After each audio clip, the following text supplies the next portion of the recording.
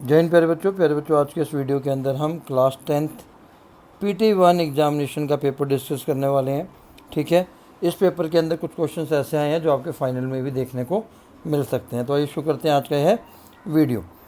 If two positive integers A and B can be expressed as, A को ऐसे express कर सकते हैं x की पावर 5 y की पावर 3, और b को एक्सप्रेस कर सकते हैं x की पावर 4 y की पावर 3 और z being prime number then the HCF के लिए अगर आपको ऐसा क्वेश्चन आता है, ऐसा क्वेश्चन पेपर में आपको बार बार देखने को मिल सकता है। एचसीएफ में आपने देखना है कि दोनों में कॉमन कौन सा है। तो दोनों में कॉमन एक्स वाई है और आपने मिनिमम पावर देखनी है। ठीक है, एक्स की मिनिमम पावर 4 है, वाई की मिनिमम पावर 3 है। उसके हिसाब से हमारा आंसर हो जाता है ऑप्शन सी। ठीक है, लेकिन अगर इसी क्वेश्चन को हमें पूछा होता है एलसीएम में हमने क्या देखना होता है, जो जितने भी वेरिएबल हैं एक्स वाई जेड, इनकी हाईएस्ट पावर देखनी होती है हमें। ठीक है, तो हमारा आंसर आ जाता है ये। ठीक है, तो समझ में आ गया। अगर ऐसा क्वेश्चन आता है एचसीएफ पूछा है तो दोनों में जो भी कॉमन होगा उसे वही लेना है और उनकी मिनिमम पावर आपने लेनी है। फाइंड द वैल्यूज ऑफ के for which the quadratic equation है इक्वल रूट्स। ठीक है, इक्वल रूट्स कब होता है? जब डी की वैल्यू 0 होती है। तो यानी कि जब रियल और इक्वल रूट्स लिखा हो तो डी इक्वल टू 0 होता है। डी का मतलब हो गया हमारे पास b² - 4ac इक्वल टू 0। अगर मैं इस इक्वेशन को, ऊपर वाली इक्वेशन को जनरल इक्वेशन से कंपेयर करता हूँ, जनरल इक्वेशन है मेरे पास ax² + bx + c। तो a की वैल्यू x² के साथ कुछ नहीं है, मतलब 1 है, b की वैल्यू -4 है और c की वैल्यू हमारे पास k है। तो ये वैल्यू यहाँ पुट कर देते हैं। -4 का स्क्वायर -4a, c की वैल्यू आ गई k। ठीक है, यहाँ से सॉल्व किया, 16 - 4k = 0 और 4k = 16, k की वैल्यू आ जाएगी 4, यानी कि ऑप्शन बी सही है। ठीक है, चलिए, for what value of k do the equation 3x + y + 8 and kx - ky represent को इंसिडेंट लाइन। ठीक है, को इंसिडेंट लाइन के लिए हमें कंसेप्ट याद होना चाहिए a1/a2, b1/b2 और c1/c2। ठीक है, तीनों इक्वल होते हैं। यहाँ से a1 की वैल्यू 3 है, b1 की वैल्यू 1 है, c1 की वैल्यू 8 है। दूसरी इक्वेशन से a2 की वैल्यू हमारे पास 6 है, b2 की वैल्यू हमारे पास -k है और c2 की वैल्यू हमारे पास +16 है, क्योंकि अगर मैं -16 को लाऊंगा तो +16 हो जाएगा। ठीक है, वही वैल्यू मुझे यहाँ पुट करनी है। 3/6, a1 की जगह 3 और a2 की जगह 6, b1 की जगह 1 और b2 की जगह -k, 8/16। ठीक है, तो हम पहले दो को ले लेते हैं। तो k की वैल्यू यहाँ से आ जाएगी -2, यानी कि ऑप्शन डी सही है हमारा। ठीक है, तो आपको सिंपल सा कंसेप्ट याद रखना है कोइंसिडेंट लाइन का। ठीक,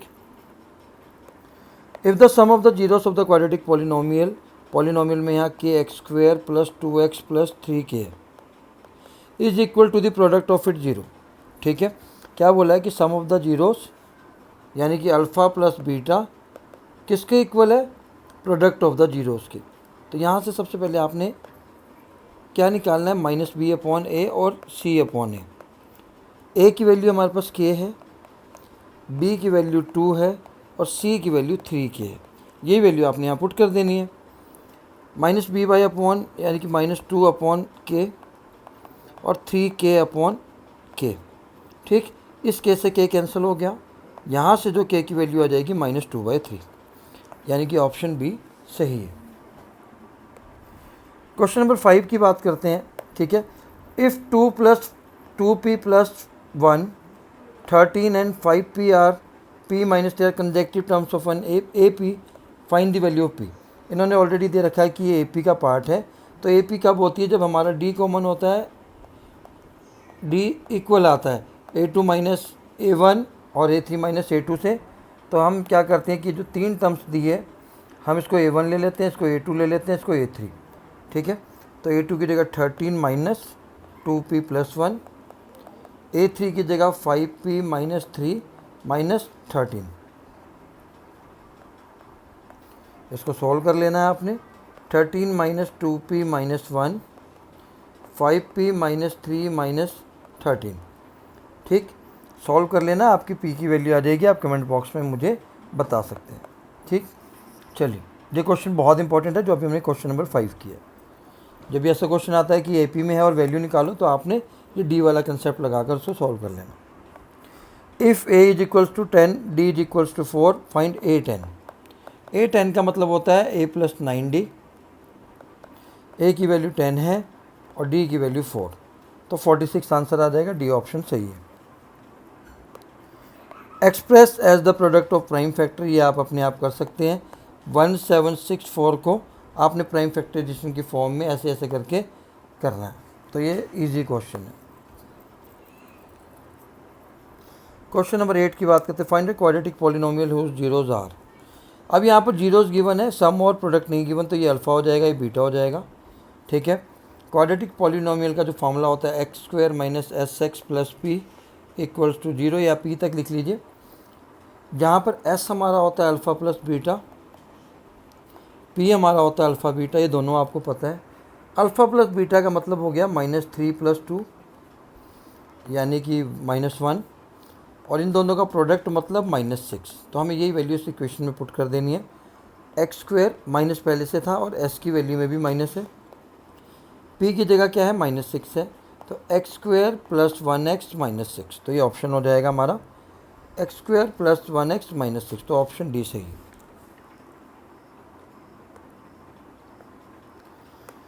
question number 9, find the HCF और LCM। ठीक है, HCF गिवन है आपको 9, LCM निकालना है। तो ये जब भी ऐसा क्वेश्चन आता है तो HCF और LCM का जो प्रोडक्ट होता है बाकी दो नंबर के प्रोडक्ट के इक्वल होता है। ठीक है, HCF हमें 9 गिवन है, यहाँ पर 9 पुट कर दिया, और बाद में 9 को दूसरी साइड ले जाकर डिवाइड कर देना, और जो आपका आंसर आता है आपने कर लेना है। ठीक है, आप कर सकते हैं आगे। Question number 10, find the nature of root. Nature of root का मतलब है डी की 3 वैल्यू आनी चाहिए। अगर डी निकालने के बाद इक्वल टू 0 आता है, ग्रेटर देन 0 आता है, लेस देन 0 आता है। अगर इक्वल टू 0 आ गया तो रियल एंड इक्वल रूट्स हैं। ग्रेटर देन 0 आ गया तो रियल एंड डिस्टिंक्ट रूट है, और लेस देन 0 आता है तो इमेजनरी रूट्स हैं या नो रियल रूट्स। क्लियर, तो हमें डी की वैल्यू निकालनी पड़ेगी। अब डी की वैल्यू कैसे निकालते हैं? नेचर ऑफ रूट वाले में हमेशा आपने डी की वैल्यू निकालनी है, b² - 4ac। बी की वैल्यू यहाँ से -4 है, ए की 2 है और सी की 3, ये वैल्यू यहाँ पुट करनी है। -4, ए की वैल्यू 2 है, सी की वैल्यू 3 है। 4 का स्क्वायर कितना हो गया, 16, और -24 -8 आ गया, यानी कि ये जो रूट्स होंगे डी लेस देन आया है हमारा, तो इमेजनरी होंगे, और ये आप लिख सकते हैं नो रियल रूट्स। क्लियर, चलिए question number 11, if the zeros of the polynomial are reciprocal of each other, let 1 0 be alpha, और दूसरा क्या हो जाएगा, रेसिप्रोकल का मतलब है 1/α। Then find the value of K. ठीक है, zeros of the polynomial are reciprocal to each other, हम क्या निकालेंगे यहाँ से, हम सम ऑफ द जीरोस निकाल देंगे। जो हमारा होता है अल्फ़ा प्लस बीटा, जिसका फार्मूला होता है -b/a। बी की वैल्यू 13 है, यानी कि -13। ए की वैल्यू x² के साथ वाला सारा नंबर है, यानी कि k² + 4। प्रोडक्ट ऑफ जीरोस यानी कि अल्फ़ा बीटा c/a। ठीक है, सी की वैल्यू यहाँ पर 4k है, ए की वैल्यू k² + 4 है। ठीक है, अभी यहाँ पर हमें प्रोडक्ट दिया है अल्फ़ा प्लस बीटा, और मुझे पता है कि यहाँ बीटा की जगह मेरा क्या है, 1/α है, क्योंकि रेसिप्रोकल है, तो 4k/k² + 4 आ जाएगा। अल्फ़ा से अल्फ़ा कैंसिल हो जाएगा, बचा 1। 4k = k² + 4 आ जाएगा। k² + 4 - 4k आ जाएगा। अगर मैं 4k को दूसरी साइड ले जाता हूँ, स्टैंडर्ड फॉर्म में ले आता हूँ। अब मुझे फैक्टर बनाने और सॉल्व करना है। k² - 2k - 2k कर दिया, तो यहाँ से वैल्यू आ जाएगी k - 2 और k माइनस 2। तो ये हमारा आंसर आ गया। ठीक है, तो इन्होंने पूछा क्या था हमसे, k की वैल्यू हमारी आ जाती है 2। ठीक है, चलिए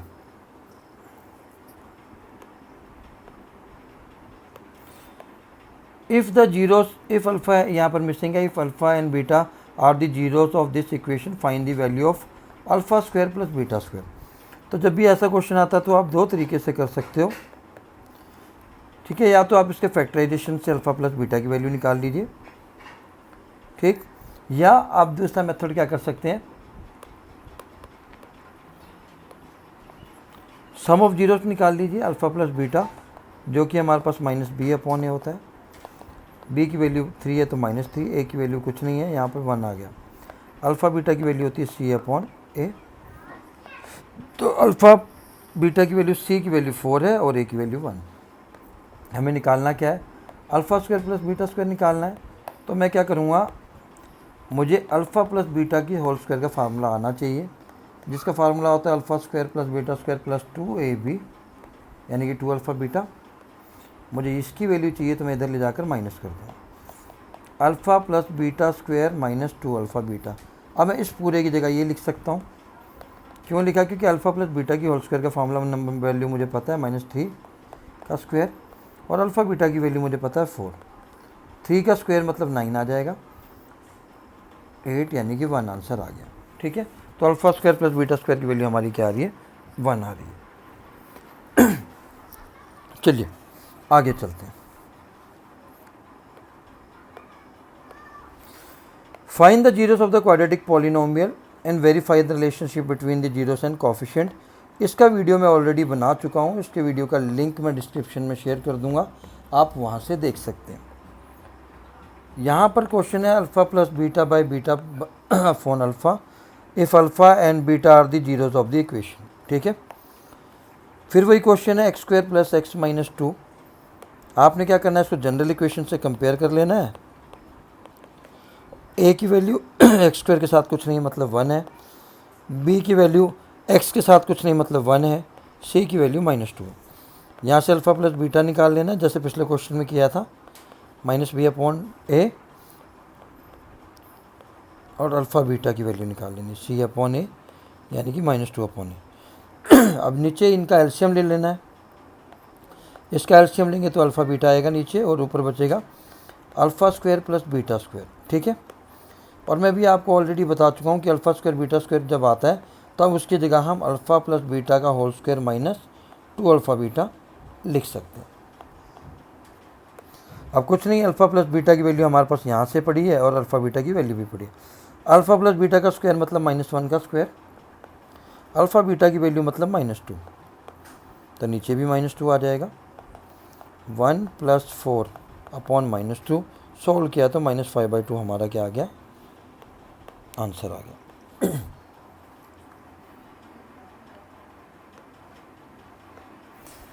इस क्वेश्चन में बोला है प्रूव दैट √3 इज रेशनल। इसका वीडियो का लिंक भी मैं अपने डिस्क्रिप्शन में शेयर कर दूंगा, क्योंकि जो वीडियो ऑलरेडी बना रखे हैं, अपना वीडियो की लेंथ में इंक्रीज़ नहीं करना चाहता, जो बने हुए हैं इनका लिंक भी मैं डिस्क्रिप्शन में शेयर कर दूंगा, आप वहाँ से देख सकते हैं।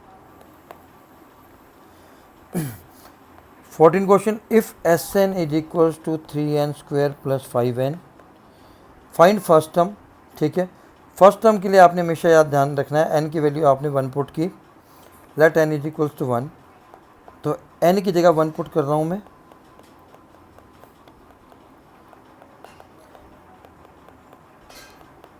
एट आया S1।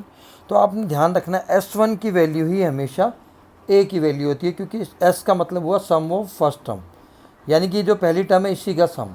तो पहली टर्म 8 है, ये हमारा S1 भी होगा और यही हमारा a की वैल्यू होगी।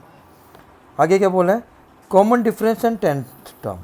ठीक है, कॉमन डिफरेंस निकालने के लिए आपने अब n2 पुट करना है। ठीक है, n की जगह आप क्या पुट कर दिया, मैंने 2 पुट कर दिया, 12 + 10 यानी कि 22। अब यहाँ से हमें ये पता लग गया कि पहली दो टर्म का सम हमारा कितना है, 22। पहली टर्म हमारी 8 है और दूसरी टर्म हमारी क्या आ जाएगी, 14 आ जाएगी। क्यों, क्योंकि इन दोनों का सम अगर मैं कर रहा हूँ तो 22 है। अगर पहली और सेकंड टर्म आपको पता लग जाती है तो आप कॉमन डिफरेंस निकाल सकते हो 14 - 8 जो कि हमारा 6 हो गया। अब इन्होंने पूछा है 10th टर्म, A10 मतलब A + 9D। A की वैल्यू हमारे पास 8 है, D की वैल्यू 6 है, तो 8 + 54 यानी कि 62 हमारा आंसर आ जाएगा। इंपॉर्टेंट क्वेश्चन है, जब भी SN वाला क्वेश्चन ऐसा आता है आपने n की वैल्यू पहले 1 पुट करनी है, फिर 2 पुट करनी है, ठीक है, वहाँ से आपसे आपकी वैल्यू आ जाएगी, ठीक है। चलिए,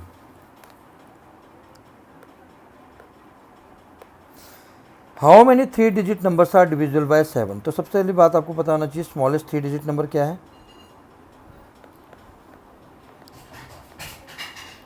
100 है, और बिगेस्ट क्या है 999, पर इन्होंने बोला है कि 7 से डिविजिबल होना चाहिए। तो आपको याद रखना कि पहला 3 डिजिट नंबर स्मॉलेस्ट जो 7 से डिवाइड होता है वो 105, 15 7 जा 105 होता है, 14 7 जा 98 होता है, ठीक है। और ये वाला ग्रेटेस्ट 994 होता है। अब हमें यहाँ से सीरीज़ का पहला नंबर पता लग गया, क्योंकि पूछा किससे 7 से डिविजिबल, मतलब जितना भी कॉमन डिफरेंस है सभी का कितना होगा 7 होगा। तो लास्ट टर्म आ गई 994, ये हमारी ए की वैल्यू आ गई, ये हमारी AN यानी कि लास्ट टर्म की वैल्यू आ गई। कॉमन डिफरेंस हमारे पास 7 है, जिससे डिविजिबल पूछा है वो आपकी D की वैल्यू है, ठीक है। आपने यहाँ n निकालना है क्योंकि 3 डिजिट नंबर हाउ मैनी पूछा है, तो हम क्या करेंगे AN वाला फार्मूला लगाएंगे, A + n - 1D। AN की वैल्यू है 994 क्योंकि लास्ट टर्म हमने ये निकाली थी। फर्स्ट टर्म हमारे पास 105 है, D हमारे पास 7 है। 105 को लाकर यहाँ माइनस कर दीजिए, माइनस करने के बाद हमारा आएगा यहाँ 889, फिर ये जो 7 मल्टीप्लाई में था इससे डिवाइड कर देते हैं, ठीक है। डिवाइड करने के बाद हमारा जो आएगा 127 इज इक्वल्स टू n - 1, -1 को यहाँ ले जाते हैं प्लस हो जाएगा, तो 128 ऐसी टर्म्स हैं जो 3 डिजिट है और 7 से भी डिविजिबल होंगी। क्लियर। क्वेश्चन नंबर 15 और 16 मैं ऑलरेडी अपने एक वीडियो में इंक्लूड कर चुका हूँ, फिर भी जब भी ट्रेन वाला क्वेश्चन आता है तो कुछ मुश्किल नहीं है, आपको डिस्टेंस, स्पीड और टाइम का फार्मूला आना चाहिए। इस वीडियो का लिंक भी मैं डिस्क्रिप्शन में डाल दूंगा, आप उसको देख सकते हैं। ये क्वेश्चन भी उस वीडियो में हमने अपलोड किया हुआ है, ठीक है। करना कैसे होता है फिर भी आपको बता देते हैं यार। Train travels are distance of 180 kilometre, distance आ गया 180 kilometre, constant speed, had the speed been 5 kilometre more, ठीक है। अगर स्पीड ज़्यादा बढ़ा देंगे तो टाइम कम लगेगा, 30 मिनट कम लगेंगे। Find the original speed of the train, तो पहले x सेलेक्ट कर लेना, x किलोमीटर पर आवर, ठीक है, और दूसरी स्पीड हो जाएगी x + 5 किलोमीटर पर आवर, ठीक है। तो इसका क्वेश्चन का वीडियो मैं आपके अपने डिस्क्रिप्शन में शेयर कर दूंगा, आप उससे देख सकते हैं। ये क्वेश्चन भी मेरा उसी वीडियो में है, तो सारे क्वेश्चन के मैं जो वीडियोस उसमें शेयर करने वाला हूँ, प्लीज़ आप वहाँ से देख सकते हैं। अब हम बात करते हैं इस क्वेश्चन की। The area of rectangle gets reduced by 9 square unit if its length is reduced by 5 units and breath is increase by 3 unit. तो हम पहले लेट कर लेते हैं, let the length of rectangle be x metre, x unit, क्योंकि unit लिखा हुआ है, ठीक है। तो ब्रेथ क्या हो जाएगी y यूनिट ले लेते हैं।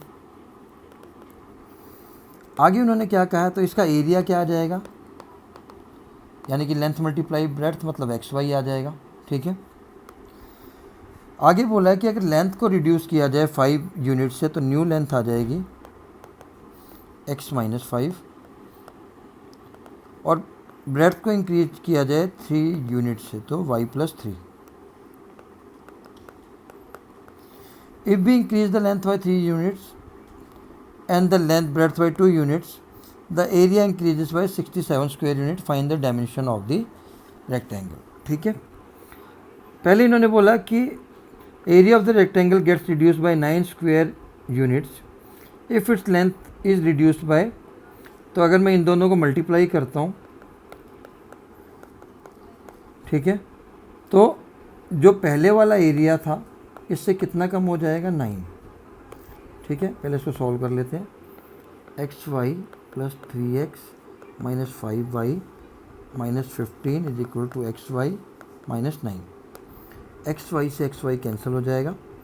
हमारे पास अब इस साइड बचा 3x माइनस 5y। 15 को मैं उस साइड ले जाता हूँ तो बचेगा 6। पहली इक्वेशन मेरी यहाँ से बन गई। ठीक है, अब सेकंड कंडीशन पढ़ते हैं हम कि सेकंड कंडीशन क्या कह रहा है। If we increase the length by 3 unit, ठीक है, पहले L2, अब L2 पर आ जाओ। ठीक है, अब हमने लेंथ को इंक्रीज कर दिया x प्लस 3, ब्रेड्थ को हमने कर दिया 2 यूनिट, ब्रेड्थ भी इंक्रीज की है।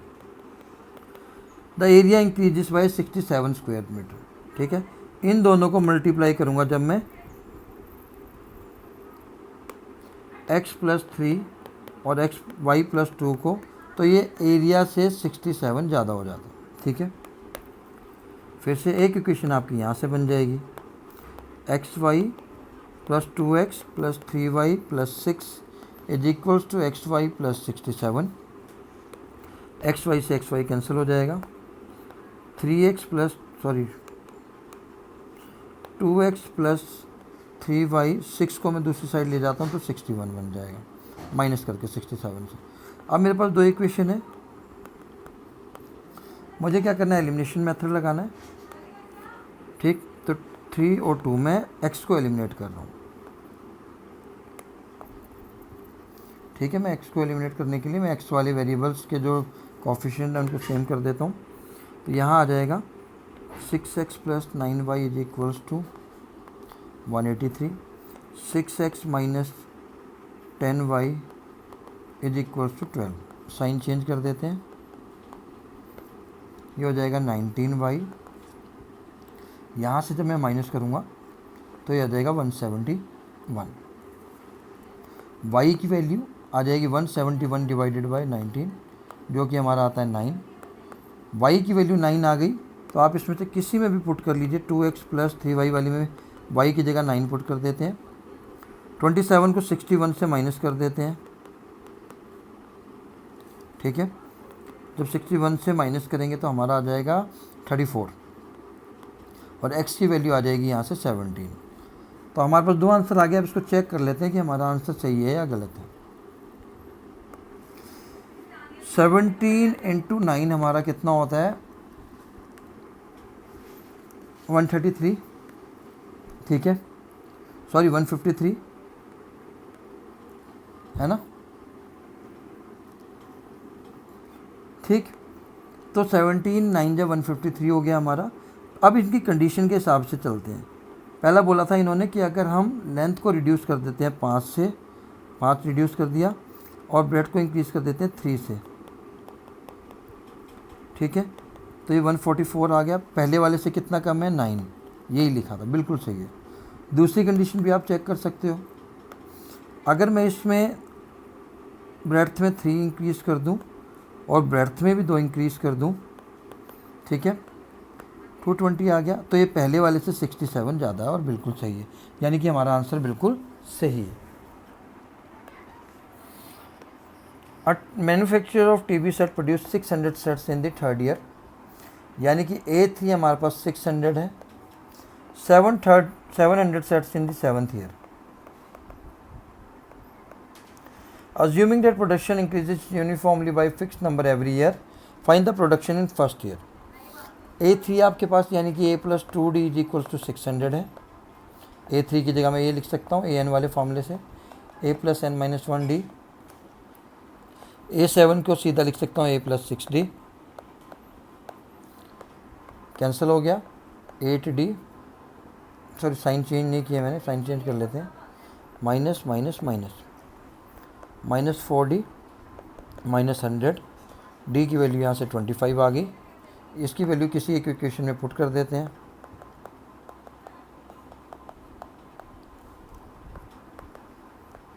सॉरी 50, A की वैल्यू यहाँ से आ गई 550। ठीक है, तो A की वैल्यू हमारे पास 550 आ गई। Find the production in seventh year. Seventh year का प्रोडक्शन आपको ऑलरेडी गिवन है 700। Find the total production in 7 years. Total production मतलब आपको सम निकालना है। ठीक है, सम का formula n/2 a plus L आप लगा सकते हैं, क्योंकि लास्ट वाला भी और फर्स्ट भी। n की वैल्यू हमारे पास 7 है, फर्स्ट टर्म हमारे पास आ गई 550, l की वैल्यू आपके पास 700 है। आप यहाँ से सॉल्व कर लीजिए, आपका टोटल प्रोडक्शन आ जाएगा। क्लियर? चलिए 15 term of an A P निकालनी है। 15 टर्म मतलब आपको A15 निकालना है, a + 14d। इस इक्वेशन से a की वैल्यू फर्स्ट टर्म है, d a आ गया 3, d आ जाएगा हमारा 8 - 3 यानी कि 5। आपने एक चीज़ और ध्यान रखना है, अगर सीरीज़ आपको इंक्रीजिंग ऑर्डर में दी तो d की वैल्यू हमेशा प्लस आएगी, और अगर सीरीज़ हमेशा डिक्रीजिंग ऑर्डर में दी है तो आपकी d की वैल्यू नेगेटिव आएगी। एग्जांपल देख लो, इसी सीरीज़ को अगर मेरे को उल्टा लिखना होता तो ये डिक्रीजिंग ऑर्डर है, तो मैं d निकालूंगा तो 24 - 27, स्मॉलर नंबर से बड़े नंबर को माइनस करूंगा तो -3। ठीक है, a की वैल्यू आपके पास 3 है, d की वैल्यू आपने निकाल ली 5, सॉल्व कर लेना है, 73 आपका आंसर आ गया। For what value of x are in AP, अभी मैंने आपको MCQ में भी क्वेश्चन कराया था। इसको A1 ले लीजिए, इसको A2 ले लीजिए, A3 ले लीजिए, तो A3 - A2 = A2 - A1। ये किसके इक्वल आता है? D में। तो यही कंडीशन आपने लगानी। A3 की वैल्यू हमारे पास 2x + 7 है, A2 की वैल्यू हमारे पास 6x - 2 है, A2 की वैल्यू 6x - 2 है, और A1 की वैल्यू 8x + 4 है। अब आपने सिंपल सॉल्व भी करना है, इस क्वेश्चन के अंदर कुछ बचा नहीं है। ठीक है, आई थिंक आप इसको सॉल्व कर सकते हैं और यहाँ से आपका x का आंसर आ जाएगा। Explain why this is a composite number. ठीक है, ये क्वेश्चन भी बहुत बार डाला है वीडियो में। आपने कुछ नहीं करना है, यहाँ से जो टर्म कॉमन आ रही है दोनों से, क्योंकि यहाँ बीच में जो साइन है ये प्लस है, ये वाला। ठीक है, तो यहाँ से कई बार एक ही टर्म आएगी कॉमन, कई बार दो आएंगी। ठीक है, लेकिन लास्ट में प्लस के बाद हमेशा 1 बचेगा। यहाँ से मैंने 13 कॉमन ले लिया, ब्रैकेट में बचेगा 7 × 11 + 1, क्योंकि 13 का मतलब है 13 × 1, 13। ठीक है, 7 × 11 कितना हो गया? 77 + 1 कितना हो गया? 78। 78 के मैं फर्दर और फैक्टर लिख सकता हूँ। तो जब 2 से ज़्यादा फैक्टर आ जाते हैं, it consist of more than 2 factors, therefore it is a composite number. अगर सिर्फ 2 फैक्टर आते या 2 से कम फैक्टर आते, 2 फैक्टर में भी कौन सा, एक 1 और एक नंबर, तो हम इसको प्राइम नंबर कहते। पर यहाँ 2 से ज़्यादा फैक्टर हैं, क्योंकि 78 को भी मैं फैक्टराइजेशन में लिख सकता हूँ। ठीक है, तो फर्दर फैक्टर बन गए, 1 तो इंक्लूड हो गई, तो 4 फैक्टर आपके उसके दिख रहे हैं। तो ये क्या है? कंपोजिट नंबर है। तो प्यारे बच्चों, ये था आज का इतना सा वीडियो। PD1 के क्वेश्चन थे। होप आपको समझ में आई होंगी सारी चीज़ें, और अगर आई है तो प्लीज़ लाइक शेयर जरूर करना ना भूलें। तो आज के लिए इतना ही, फिर मिलते हैं नेक्स्ट इंपॉर्टेंट वीडियो में, वीडियो नंबर 6 के साथ। जय हिंद, जय भारत।